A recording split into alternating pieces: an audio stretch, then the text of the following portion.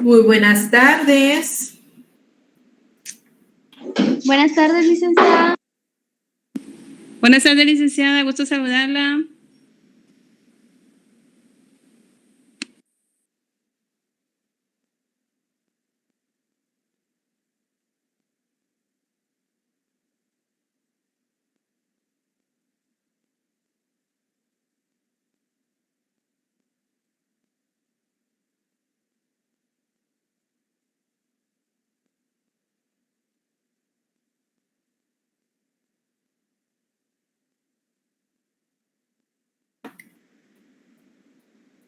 Bueno, chicos, perdón ahí por la interrupción.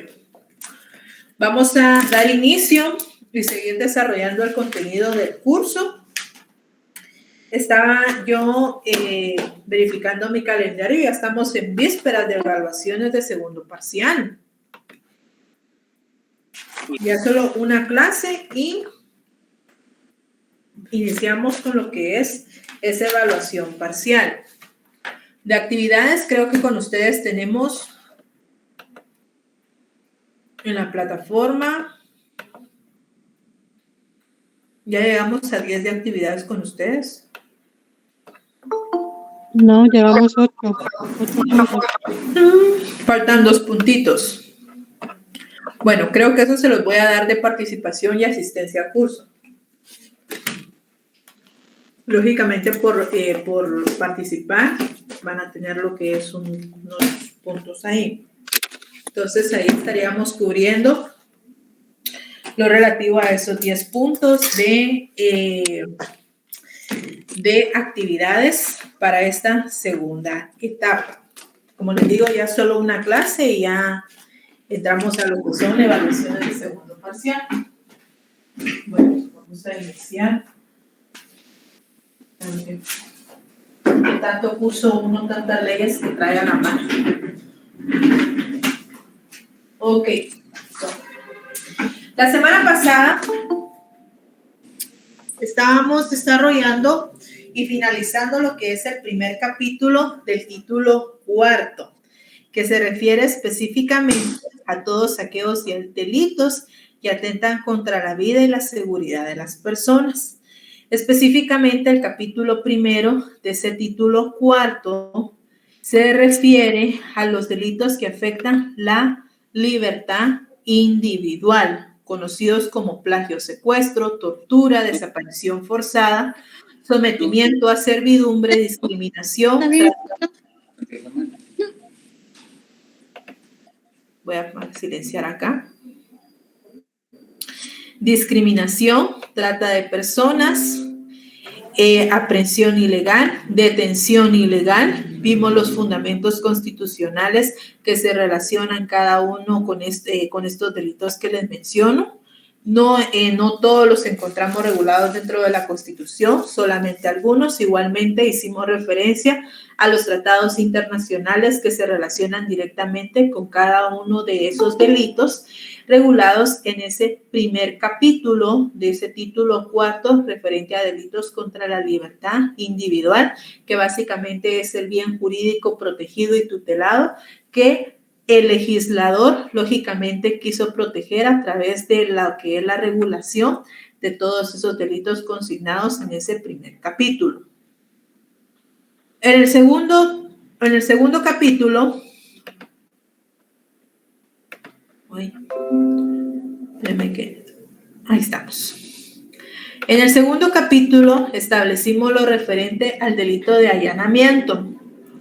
Aquí finalizamos el delito de allanamiento, no se quedamos en las excepciones, solo concluimos todo. Yo creo que sí lo llegamos a desarrollar todo. El allanamiento de morada no lo terminamos, licenciada. No lo terminamos. Ah, muy bien. Bueno, entonces vamos a iniciar por acá. El allanamiento de morada. Bueno, sitúense en su código de comercio, les iba a decir, es código penal acá. Acabo de terminar de dar derecho mercantil. Sitúense en su artículo 206.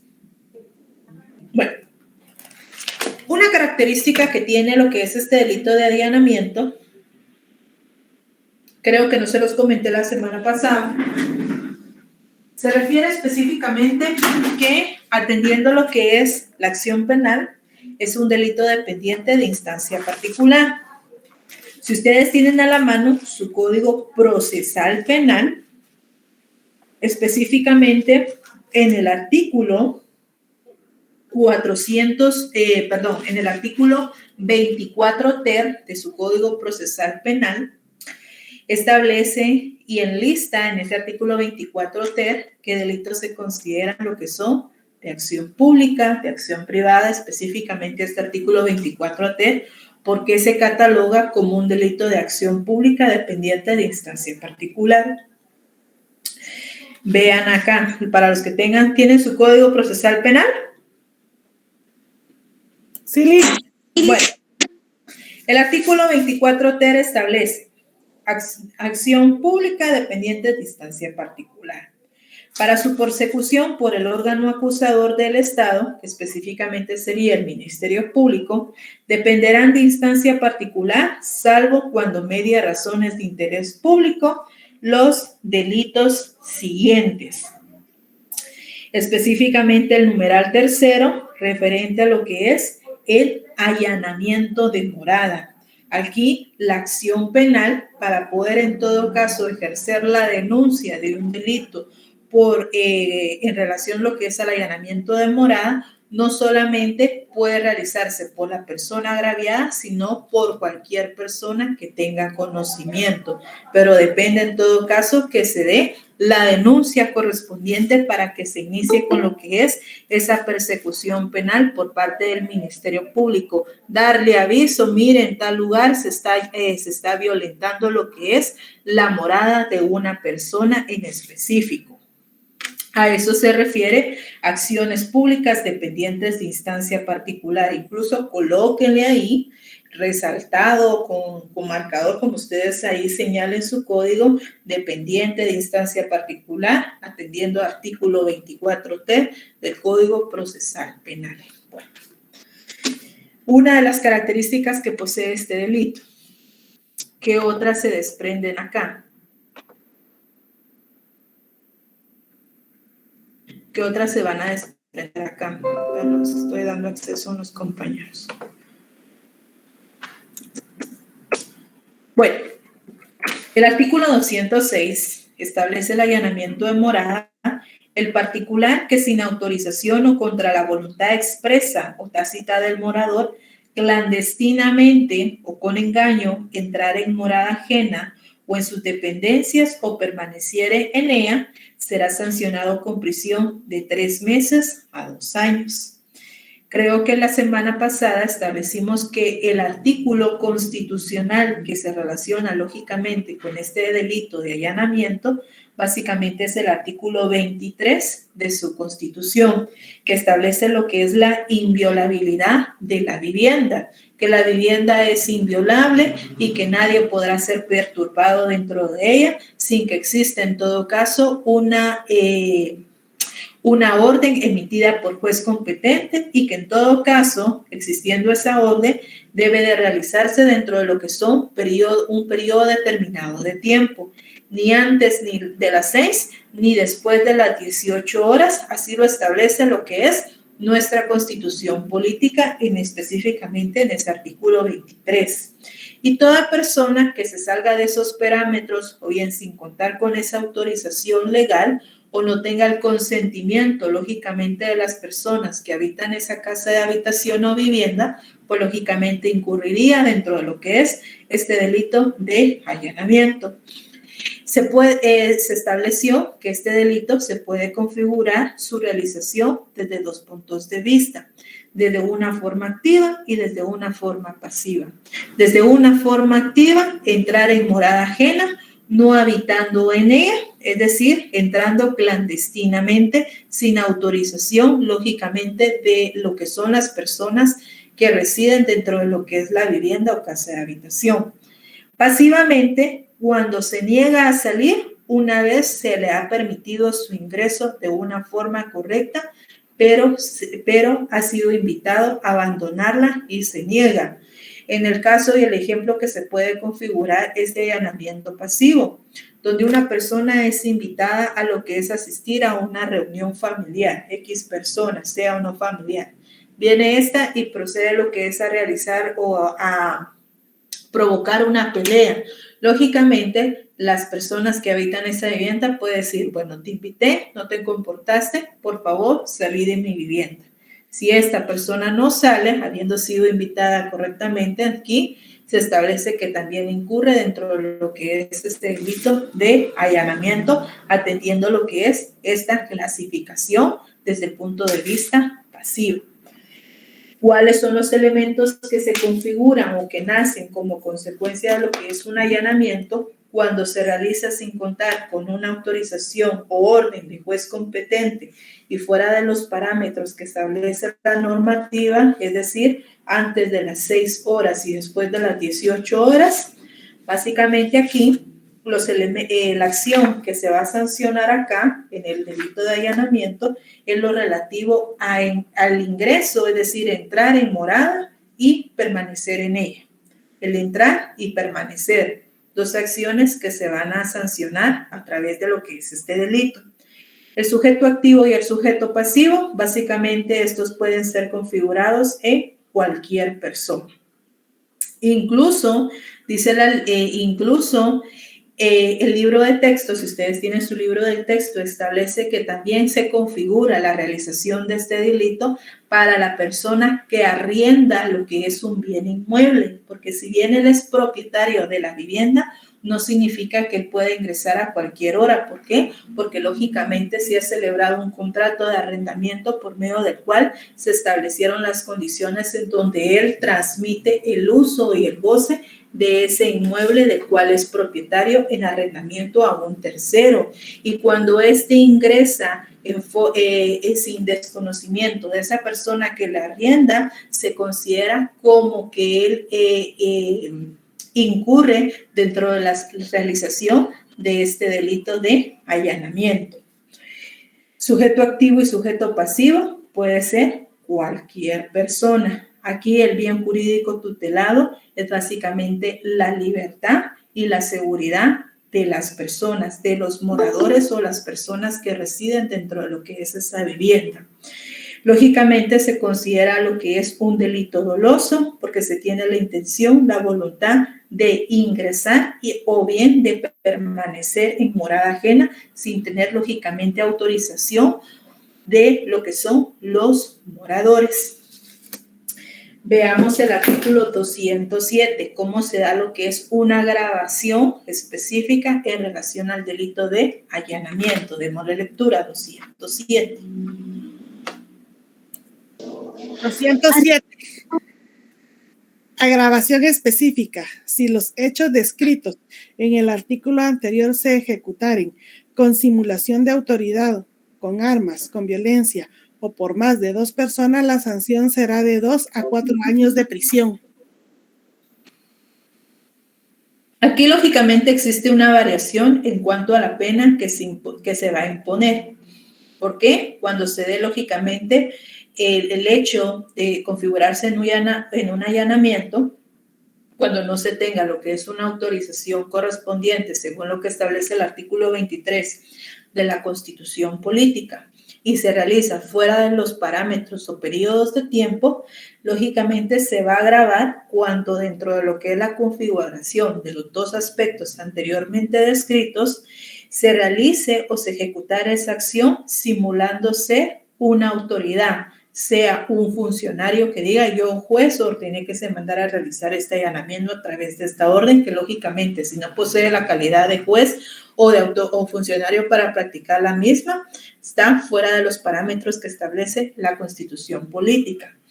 O incluso si simulara ser lo que es un agente de la policía. Dice, mire, yo tengo la orden de realizar esta orden de allanamiento y simula ser lo que es un funcionario o una autoridad. También existe una agravación en cuanto a la realización de este delito, cuando dentro de su ejecución se realiza a través de la utilización de lo que es armas, el empleo de violencia, o bien cuando participan dentro de su ejecución más de 2 personas. Eso es, por un lado, la agravación en la concurrencia de estas causas ya establecidas. Primero, la simulación de autoridad, lo que es la utilización de armas y lo relativo al empleo de violencia o la participación de 2 o más personas. Pero también la ley permite que vulnerar el bien jurídico que se establece a través de este delito, como lo es la libertad y la seguridad de las personas, en casos excepcionales. ¿Y en qué casos se puede vulnerar lo relativo a este bien jurídico tutelado a través del delito del allanamiento? Veamos el artículo 208.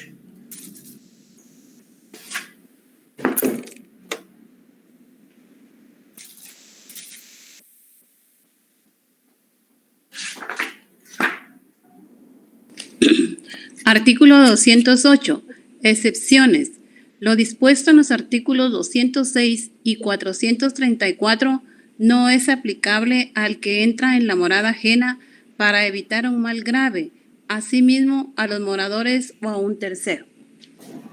Bueno, aquí dice que no va a ser aplicable y no van a incurrir en un delito de allanamiento, tanto practicado por un particular, y el artículo 434 se refiere cuando el hecho es ejecutado por un funcionario público, porque se encuentra dentro del apartado de los delitos que puede incurrir un funcionario dentro del ejercicio de su cargo.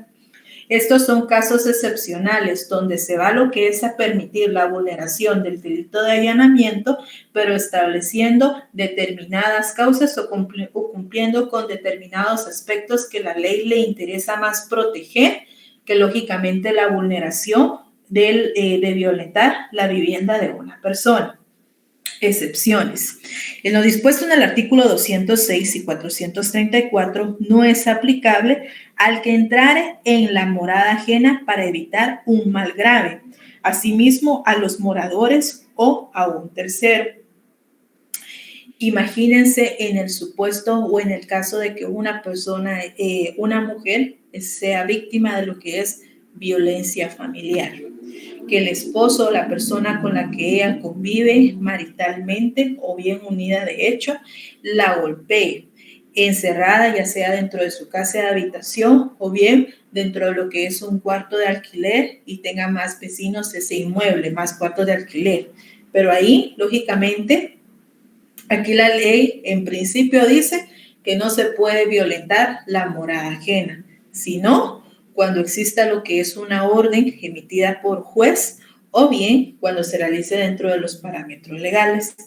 Pero, ¿qué sucede en esos casos, en el ejemplo planteado, cuando la mujer está siendo víctima de violencia y se escuchan los gritos de la mujer pidiendo auxilio, que la auxilien, y que en todo caso esos golpes en algún momento determinado se puede configurar en un mal golpe, puede configurar el fallecimiento de la mujer?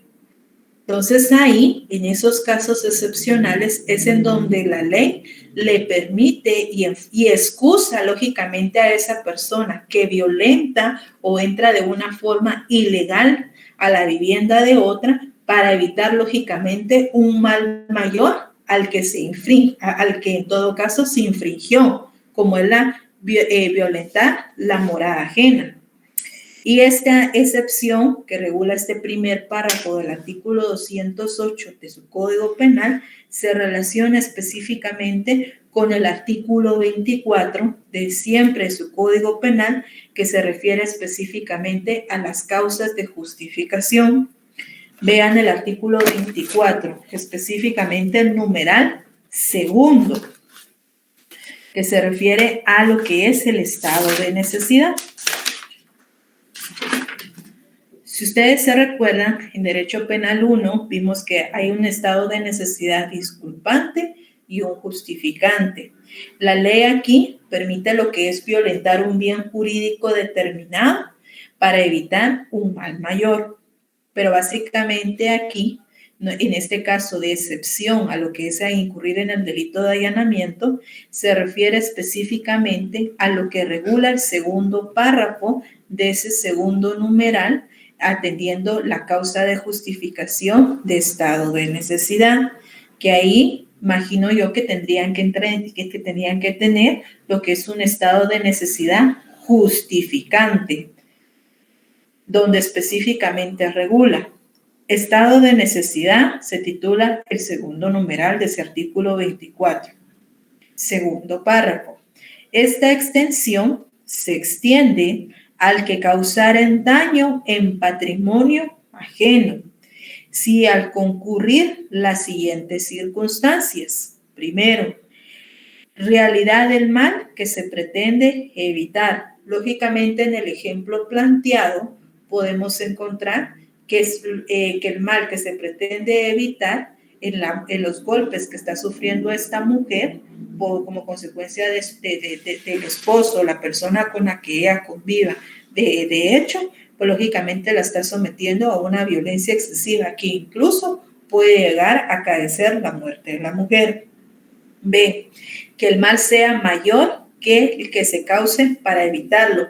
Lógicamente, cuando vamos a ingresar en morada ajena, se considera la vulneración de un bien jurídico de mayor gravedad, porque vamos a evitar en todo caso que se dé que se configure la muerte de la mujer como consecuencia de los golpes repetitivos que está lo que es recibiendo por parte de su marido, la persona que convive con unidad de hecho con él. C, que no haya otro medio practicable y menos perjudicial para impedirlo, que no haya otra forma, lógicamente, de evitar que esa mujer pueda configurarse con un mal golpe y pueda acariciar, lógicamente, la muerte de la fémina.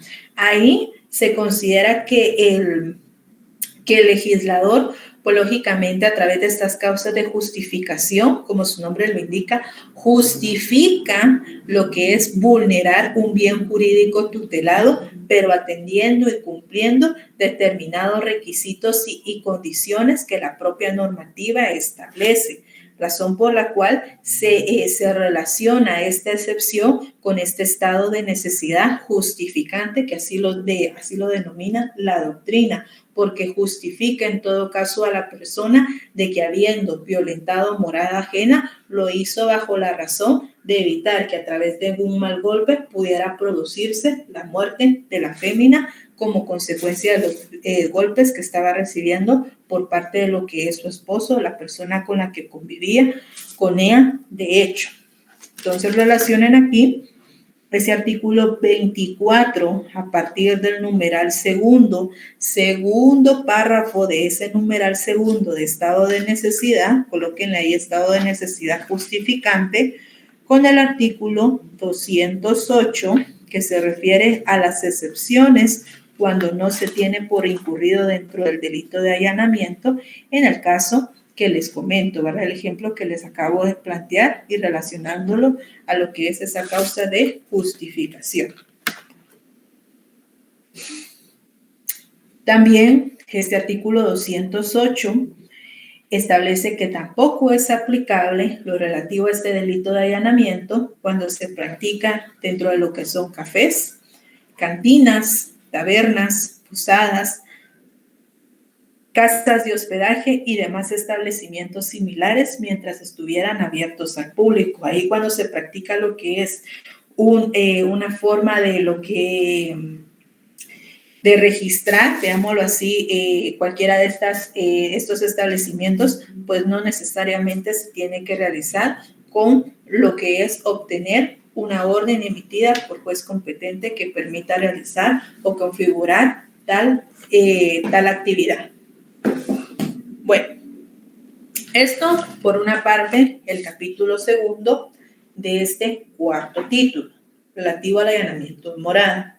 Veamos lo relativo al capítulo tercero. El capítulo tercero básicamente se refiere a la sustracción de menores. Aquí vamos a tener la característica de estos delitos que se desprenden de este tercer capítulo, es que vamos a tener a un bien, más que todo el bien jurídico tutelado, se va a configurar en la seguridad de la persona. Pero aquí la persona no va a ser una persona mayor de edad, sino que estamos identificando a nuestro sujeto pasivo como persona menor de edad, estableciendo que en algunos delitos va a existir una identificación en cuanto al rango de edades respecto sobre quién se debe entender como sujeto pasivo, o bien vamos a establecer también delitos en los cuales únicamente deja una amplitud en cuanto a establecer que el delito puede ser recaído sobre personas menores de edad. En este ínter, pues lógicamente en los delitos que nos hacen referencia a personas menores de edad, tenemos que traer a colación lo que establece nuestra ley PINA en cuanto a los rangos de edades que establece esa normativa. Quién se considera como niño, niña, adolescente y a partir de qué edad se configura como un adulto. Básicamente el delito de sustracción, desde un punto de vista muy general, este va a consistir en lo que es la retención, el ocultamiento ilícito o la separación unilateral o bien injustificada de una niña, de un niño, de un adolescente, propiamente de la persona a quien legalmente tiene lo que es su guarda, su custodia, o bien ocultándola o trasladándola lejos de su lugar de residencia habitual. Es donde se separa al menor de su seno familiar. Lógicamente, no solamente de su seno familiar, sino que de la persona a quien le corresponde en todo caso ejercer su guarda, custodia, la persona que haya sido nombrada como tutora o directamente cuando sea alejada o retenida de lo que son sus padres. Vamos a encontrar dentro de lo que es este capítulo 3 diferentes tipos de sustracción. Está la propia, la impropia y otra que se configura en agravada. Veamos en qué se refiere cada una de estas. Iniciemos con el artículo 209, sustracción propia.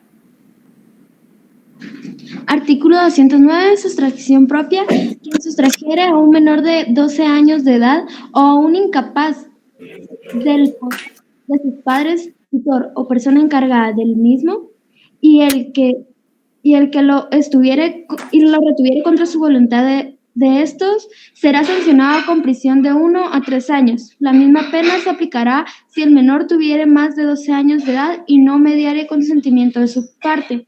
La pena a imponer será de 6 meses a 2 años si el menor de más de 12 años de edad hubiere prestado consentimiento. Bueno, aquí podemos llamarla como sustracción propia o como sustracción directa. ¿Por qué? Porque aquí la retención o el ocultamiento del menor de 12 años o bien de una persona incapaz, ya aquí tenemos identificado a nuestros sujetos pasivos, un menor de 12 años y una persona incapaz. Fue el hecho de retención o el ocultamiento se efectúa directamente de lo que son sus padres, de su tutor o la persona encargada del menor o del incapaz en una forma directa. Aquí la sustracción, como les digo, la retención, el ocultamiento, la separación, el hecho se configura directamente de lo que son brazos de los padres, o bien de la persona que haya sido nombrada como tutora legal o la persona que por designación legal haya sido lo que es encargada de, en todo caso, procurarle todos los cuidados y todo lo necesario a ese menor de 12 años o bien incapaz, dice lo que este artículo 209.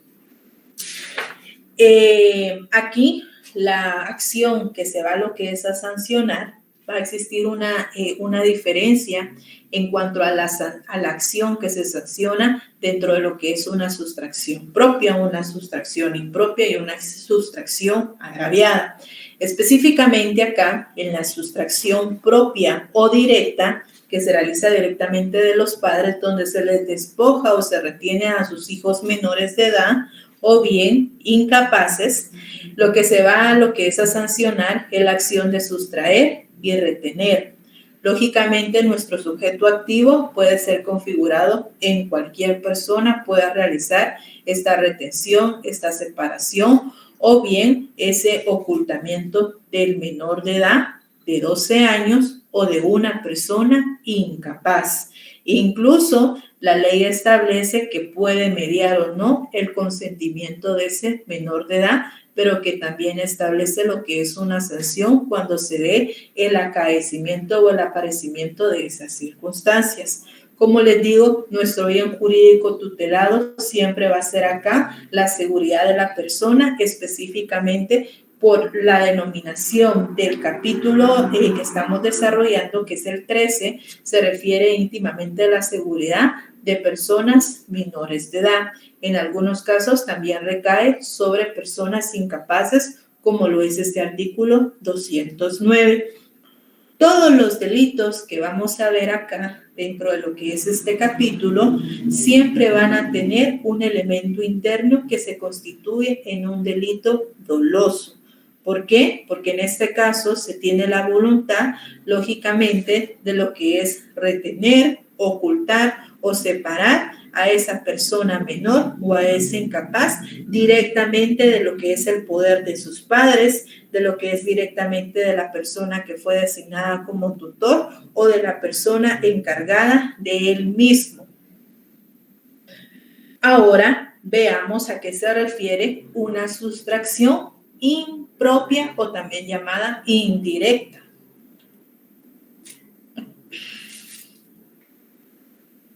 Artículo 210.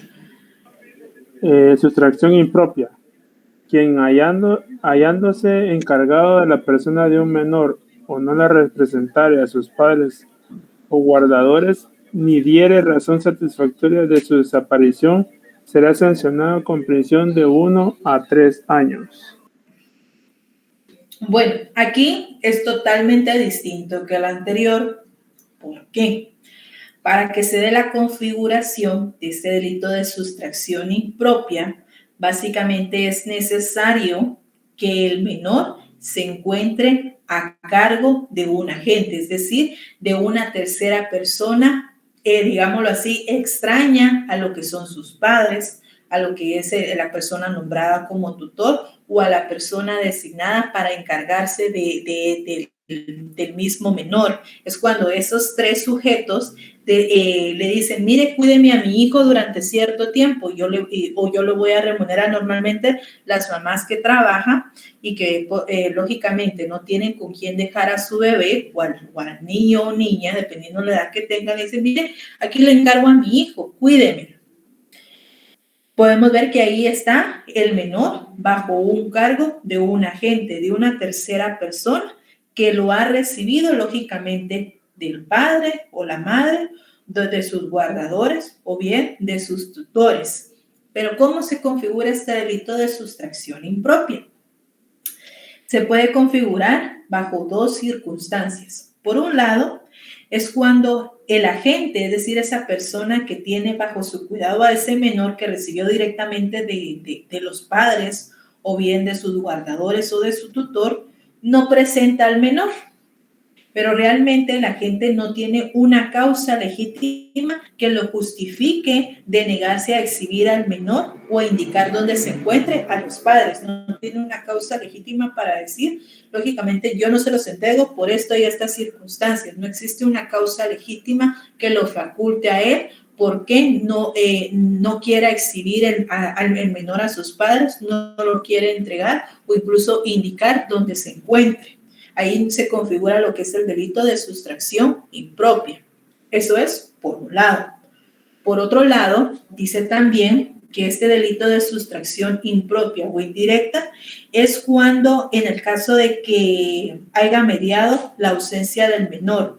Es decir, por ejemplo, que la persona a quien se le haya confiado lo que es el cuidado del menor, directamente lo haya recibido de sus padres, lo saque de paseo al parque. Venga esta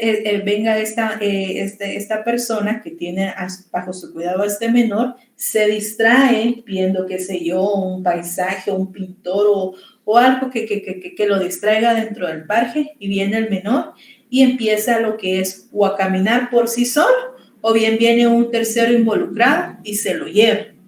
Ahí se puede configurar una sustracción impropia, pero ¿bajo qué supuestos? Aquí, lógicamente, que si se da la desaparición del menor, el encargado o la persona quien haya recibido el menor directamente de los padres o de los guardadores tiene que demostrar o tiene que manifestar una razón satisfactoria que en todo caso demuestre que la desaparición de ese menor, la no entrega, el no permitirles ver al menor a los padres, sea como consecuencia que esto no se debió a un acto voluntario ejecutado por el agente encargado, sino que se puede darse o se configuró por la mala conducta del niño o la niña, o bien porque un tercero se lo llevó. Pero tiene que existir para que se dé lo que es la falta de culpa por parte de lo que es el agente encargado, que explique de una forma satisfactoria a los padres el por qué no les hace entrega de lo que es el menor que le confiaron. Aquí la sustracción no se realiza directamente a los padres o a los tutores o guardadores. Aquí la sustracción o la retención que se hace de ese menor de edad se realiza a un agente que tenía bajo su cargo lo que es el cuidado de ese menor. Y como les digo, se puede configurar en dos situaciones. Primero, cuando no presenta al menor, no teniendo una causa justa que lo faculte él el no realizar esa presentación, o bien cuando no medie su voluntad, pero se configure la desaparición de ese menor, lógicamente a él tiene que explicar o ella tiene que dar una razón satisfactoria a los padres del por qué ocurrió la desaparición de su hijo. ¿Qué elementos se van a desprender de esta sustracción impropia? Básicamente se configuran los mismos que el anterior: el sujeto activo, el bien jurídico tutelado, el elemento interno, y lo relativo, solo va a existir una variación en lo relativo a lo que es a la acción, porque aquí lo que se sanciona es el presentar y el dar al menor a los padres, porque en todo caso, si no se da esa entrega, esa presentación o el dar al menor a los padres, debe de existir una razón satisfactoria para ese agente que tenía bajo su encargo el cuidado de ese menor y que realmente o no aparece o él no explica el por qué no quiere realizar la entrega a los padres. Y lógicamente acá el sujeto pasivo, a diferencia del anterior, que recaía sobre personas menores de edad de 12 años y personas incapaces, nos establecía la sustracción propia. Acá el sujeto pasivo varía, porque aquí se refiere en una forma muy abierta únicamente a personas menores de edad. Y debemos establecer que un menor de edad debemos atender esa escala de edades que nos establece la ley PINA, cuando se entiende que es un niño o niña y cuando se entiende lo que es un adolescente, porque por lo regular es un inter desde su concepción hasta lo que es antes de cumplir 18 años de edad, donde se tienen configurados básicamente a las personas menores de edad. Bueno, estos son sustracción propia y sustracción impropia. Veamos cuándo se refiere a una sustracción agravada. Artículo 211.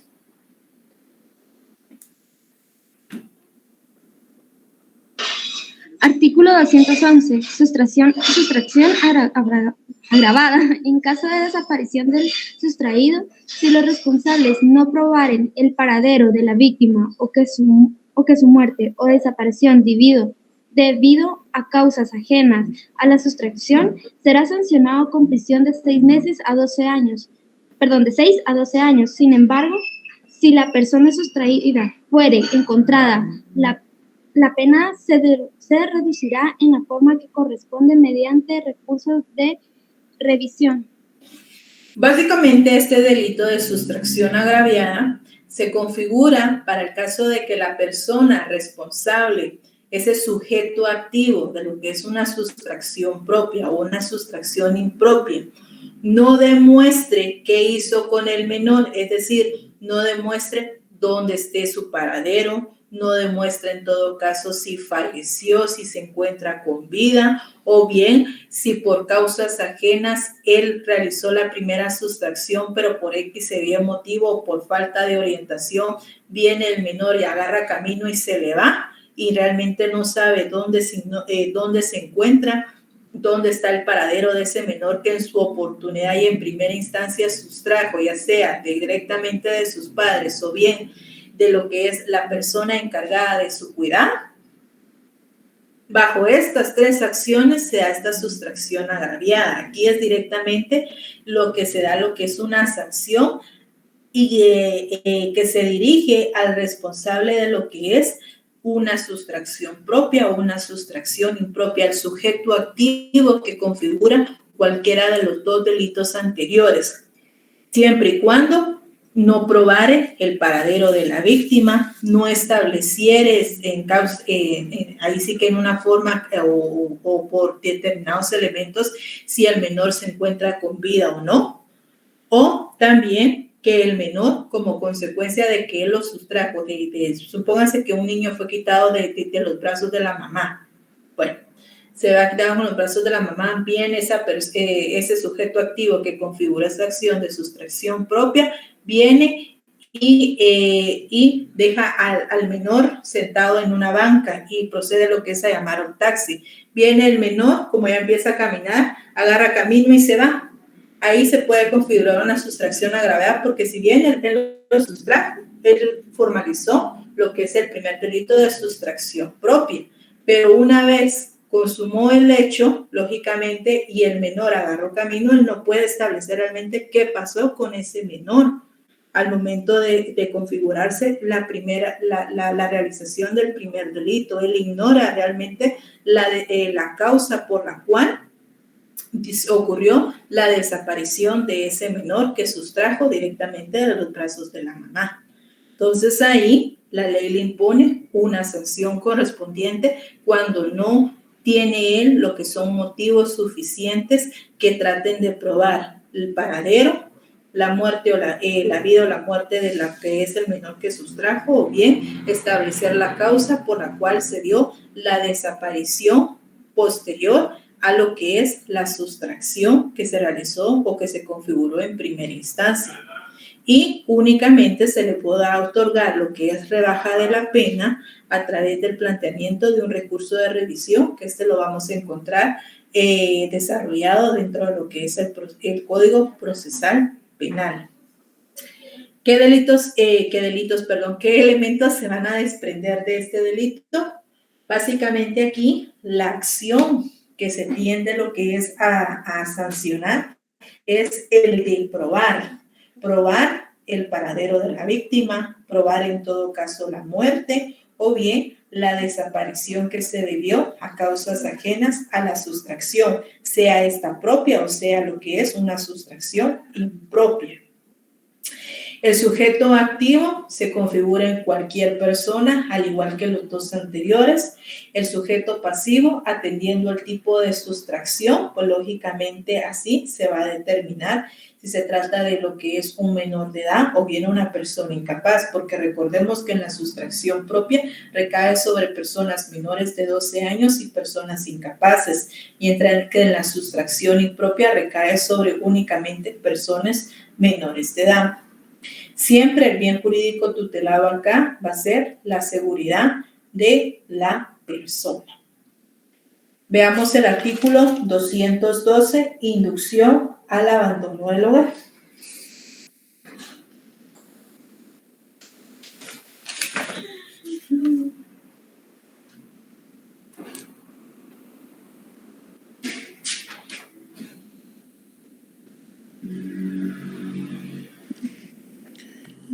Quien indujere a un menor de edad, pero mayor de 10 años, que abandone la casa de sus padres, guardadores o encargados de su persona, será sancionado con prisión de 6 meses a 2 años.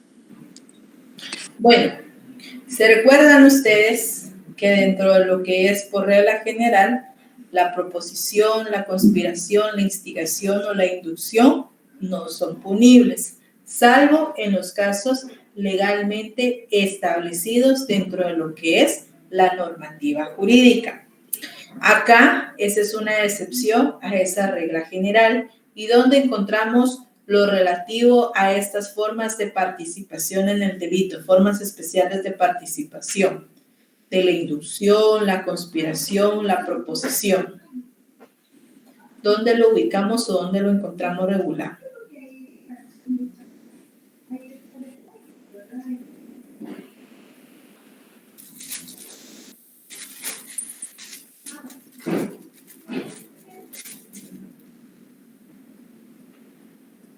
A ver, chicos, ¿dónde encontramos ese fundamento legal donde por regla general la conspiración, la proposición y la inducción no son punibles?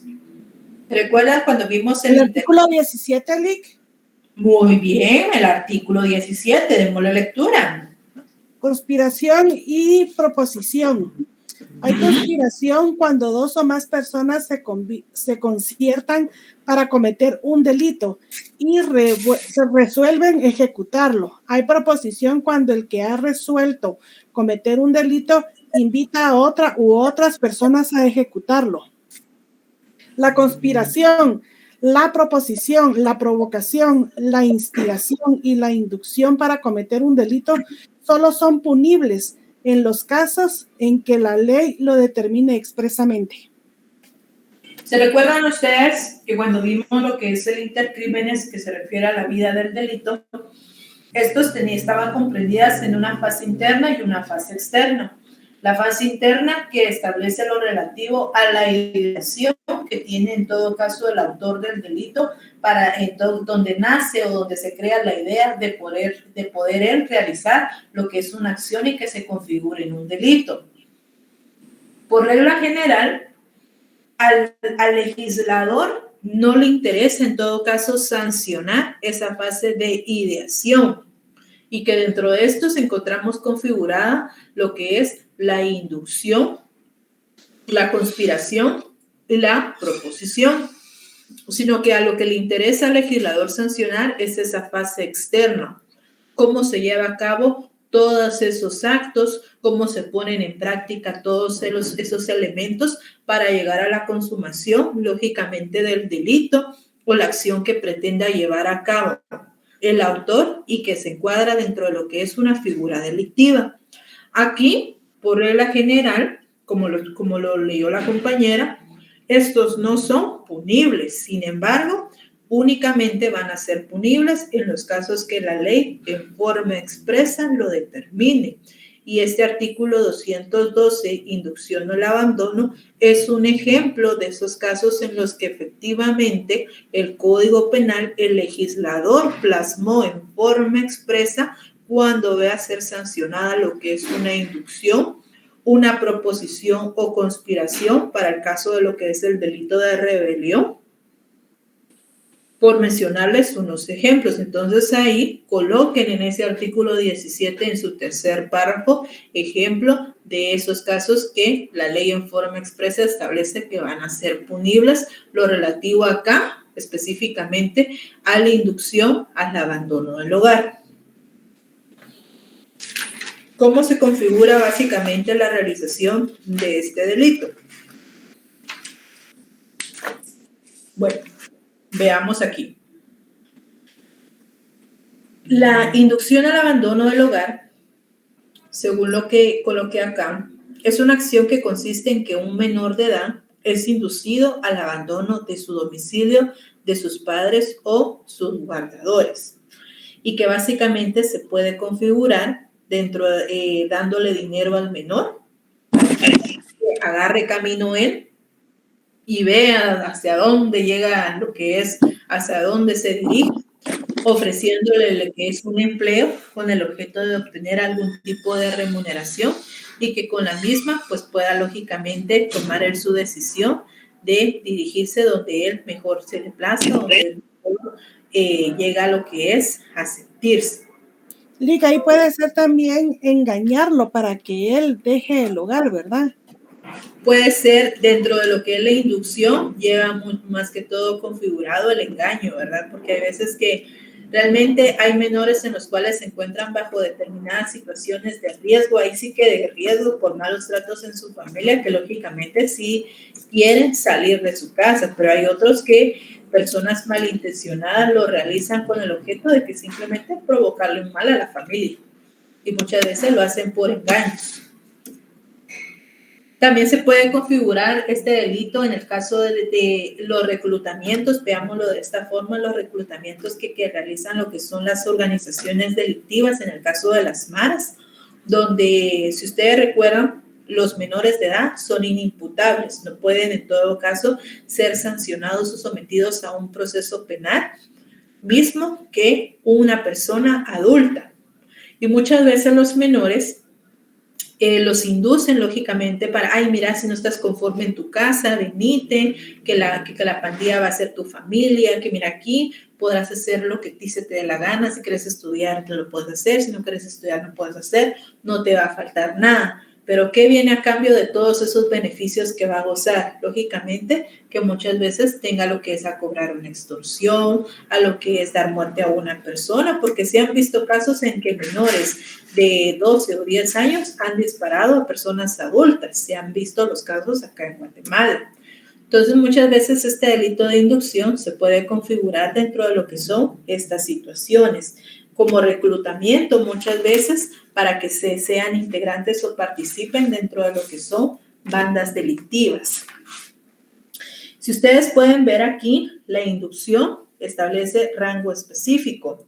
Quien indujere a un menor de edad, pero mayor de 10 años. ¿Por qué? Porque no es lo mismo inducir, la inducción o la influencia que se ejerce sobre una persona menor de 10 años es un poco más difícil que una persona en el rango de 10 y 17 años de edad. Imagínense de 10, pues todavía con engaños se le puede decir, mira, ándate de tu casa, no te sentís cómodo, te puedes ir, puedes trabajar, si querés comer, si querés no comer, si querés te levantás, si querés no te levantás, si querés estudiar, si no querés estudiar.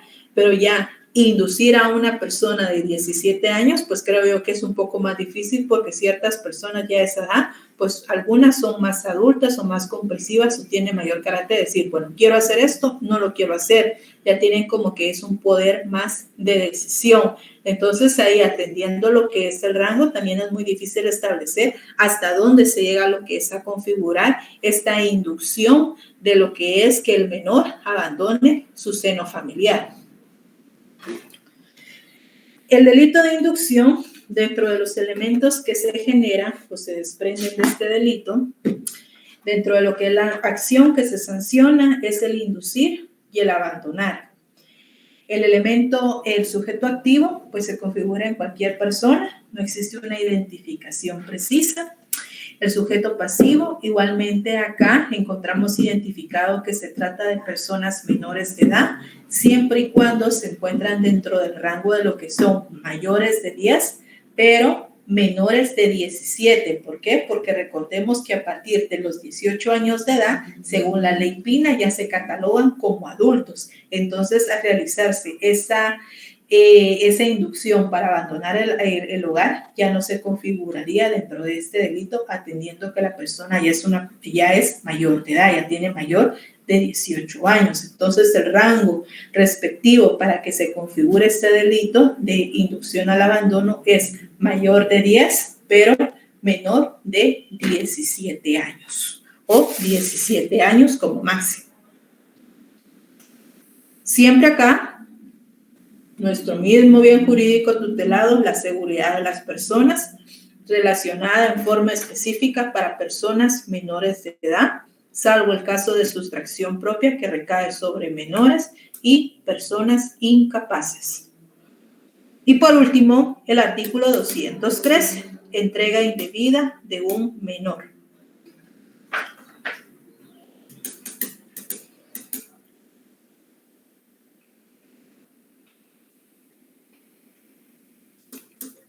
Artículo 213. Entrega indebida de un menor, quien teniendo a su cargo la crianza o educación de un menor de edad, lo entregare a un establecimiento público o a otra persona sin la anuencia de quien se le hubiera confiado o de la autoridad en su defecto, será sancionado con multa de 100 a 500 quetzales. Bueno, aquí básicamente la entrega indebida de un menor, como aparece acá en la diapositiva, es una acción que consiste en la entrega de un menor en manos de una persona distinta a la que se le supone el paso del menor a manos de una persona distinta a la que se le ha confiado. Supongamos que una mamá, por X o Y motivo, entrega a su hijo, lógicamente, a una persona para que se lo cuide, a una tercera señora para que se lo cuide, y esta dice, no, yo no me voy a hacer cargo de este niño, mucho molesta. Y como esa señora no tiene tiempo para atenderlo, yo lo voy a entregar a estos padres que no tienen hijos y ellos lo pueden atender bien. Yo voy a decidir por la mamá.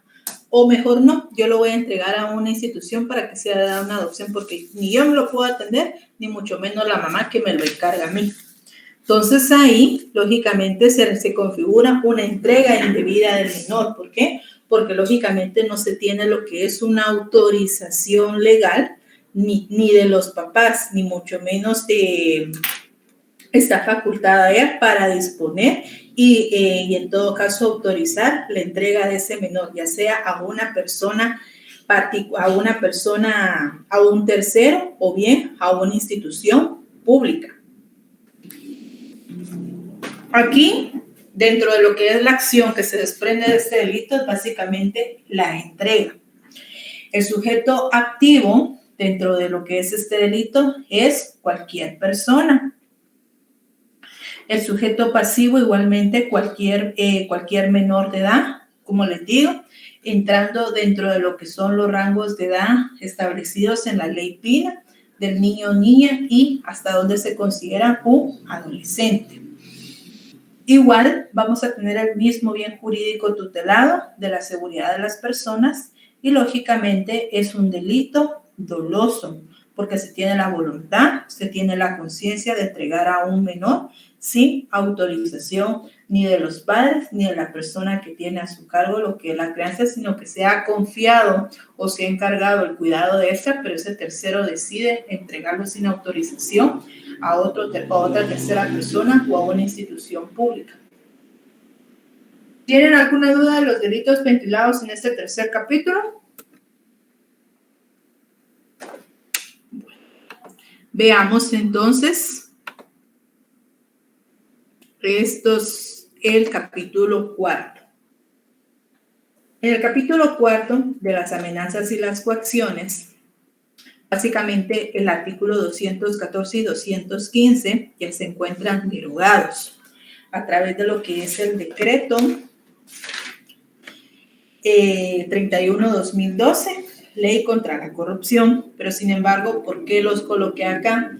Porque estos son como antecedentes sobre los cuales se configura ese artículo 216, coacción contra la libertad política, porque aquí hace referencia cuando estamos hablando a una coacción desde el punto de vista general y cuando nos referimos lo que es a una amenaza, igualmente desde el punto de vista legal y la diferencia que existe entre una y otra. Hablamos de una coacción cuando el elemento esencial para que se configure una acción de coacción es que exista lógicamente el empleo de violencia sobre la víctima, la cual se realiza con el objeto de doblegar la voluntad de lo que es el sujeto pasivo a la voluntad o lo que pretende querer ese sujeto activo. La amenaza es totalmente distinto. ¿Por qué? Porque la amenaza constituye básicamente en una intimidación que se realiza sobre el sujeto pasivo. Aquí en las amenazas no se da lo que son la realización de medidas de hecho como ejercer una bofetada, una patada, un empujón, sino que aquí es una mera intimidación en donde en un futuro próximo se puede configurar, en todo caso, esa amenaza. Por ejemplo, si colocas esa puerta, yo te la voy a tumbar. Si te vas con ese sujeto, yo lo voy a matar. No existen medidas de hecho, sino que esto se espera en un futuro.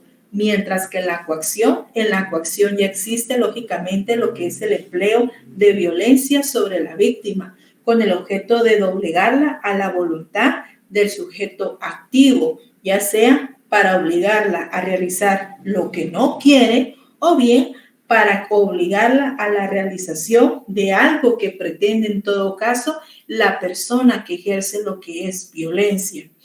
¿Y por qué traigo a colación estos dos términos de coacción y amenaza? Porque son términos que van inmersos dentro de lo que es el delito de coacción contra la libertad política.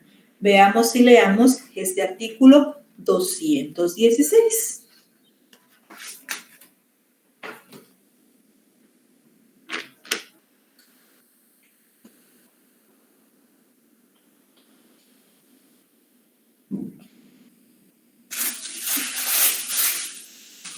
Artículo 216.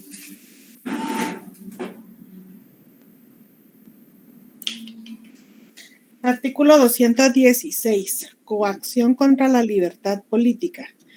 Quien fuera de los casos previstos en las leyes especiales respectivas, por medio de las violencias o amenazas impidiere o coartar el ejercicio de cualquier derecho político, será sancionado con prisión de 6 meses a 3 años. La sanción establecida para este delito se aumentará en 2/3 partes en los casos siguientes. Si el autor es funcionario o empleado del Tribunal Supremo Electoral o integrante de Junta Electoral Departamental, Junta Electoral Municipal o Junta Receptora de Votos. B.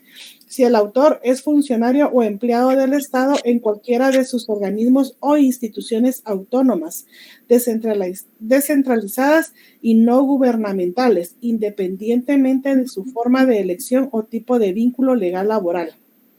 Bueno, como les digo acá, se trae a colación el delito de coacción y amenazas que estaban reguladas previamente a la aparición de lo que es la Ley contra la Corrupción, identificada con el decreto 531/2012. Estos dos términos se utilizan dentro de lo que es el delito de coacción contra la libertad política, básicamente cuando quien fuera de los casos previstos en leyes especiales respectivas por medio de violencia, estamos hablando de lo que es antes la coacción o amenazas, propiamente lo relativo a este delito, impida o coartare el ejercicio de cualquier derecho político. ¿Y cuáles son los derechos políticos que tenemos todos los ciudadanos guatemaltecos reconocidos constitucionalmente? ¿Cuáles son esos derechos y dónde los encontramos regulados?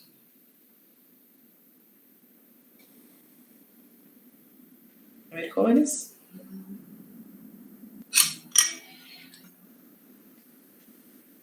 ¿Cuáles son esos derechos políticos y dónde los encontramos regulados?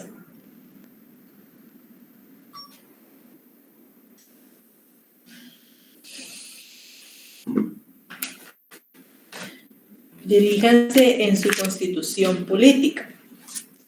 Ahí los van a ubicar. ¿Dónde se encuentran regulados esos deberes y derechos cívicos y políticos? Licenciada, disculpe, no se encuentran regulados del artículo 1 al 139. Esos son derechos humanos, pero por el 139 por ahí están ubicados. 136, licenciada.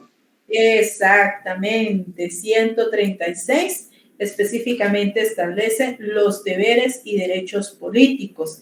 Dentro de ellos tenemos inscribirnos en el registro de ciudadanos, elegir y ser electos por cargos de elección popular, velar por la libertad y efectividad del sufragio y la pureza del proceso electoral, optar a cargos públicos, participar en actividades políticas y defender el principio de alternabilidad y no reelección en el ejercicio de la presidencia de la República de Guatemala.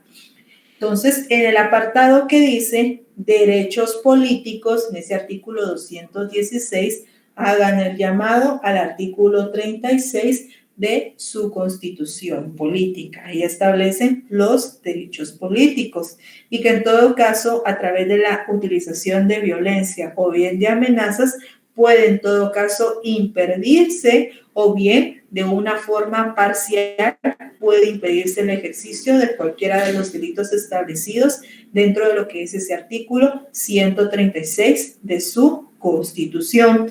Igualmente, en ese segundo párrafo del artículo 216 establece en una forma específica los sujetos activos que pueden llevar a cabo el impedir o coartar cualquiera de lo que es el ejercicio de los derechos políticos establecidos en ese artículo 36, que se configura en un empleado o funcionario público del Tribunal Supremo Electoral y de los organismos que forman parte de esta institución del Estado, o bien dentro de lo que cuando el autor se configure como un funcionario o empleado público del Estado, pertenezca a un organismo del Estado, es decir, ejecutivo, legislativo y judicial, o todas aquellas instituciones autónomas o descentralizadas que forman parte de la estructura y organización del Estado de Guatemala.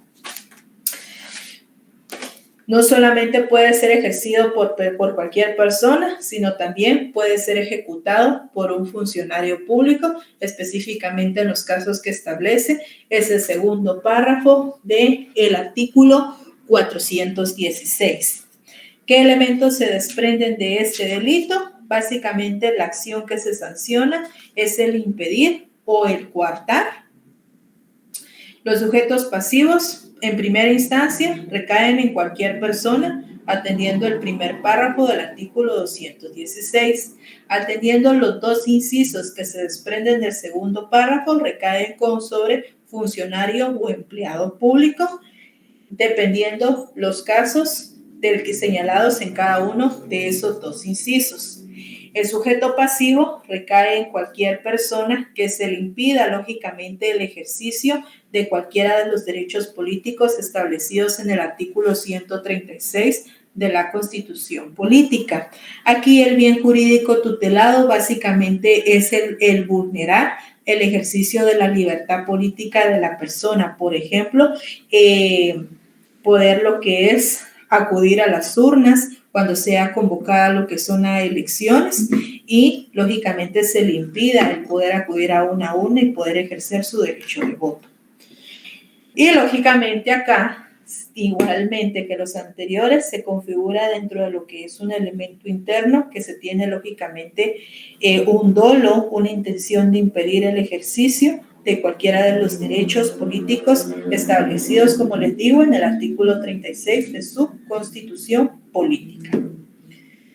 Bueno, hasta acá vamos bien. ¿Qué horas son? ¿Qué horas tenemos? Son las 4:40. Ok.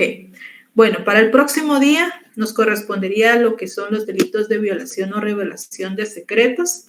Aquí vamos a traer lo relativo a la revelación del secreto profesional, que es uno de los principios que se encuentran consagrados para ustedes como futuros abogados y notarios dentro de lo que es el Código de Ética del Colegio de Abogados y Notarios, dentro de lo que es ese secreto profesional que debemos guardar nosotros de todo lo que nos confían nuestros clientes en la prestación de nuestros servicios. También ya vamos a concluir, también vamos a ver lo relativo a los delitos contra lo que es la libertad de culto y el sentimiento religioso, que igualmente es un derecho que se encuentra garantizado dentro de lo que es la Constitución política, y los delitos de inseminación. ¿Tienen alguna duda de lo visto el día de hoy? Vamos bien. Bueno, todo bien, gracias. Entonces, solo les voy a tomar su captura del día de hoy. Que pasen una excelente tarde, feliz fin de semana y seguimos platicando el próximo sábado. Hasta luego, chicos. Gracias, licenciada. Feliz tarde. Igualmente, adiós.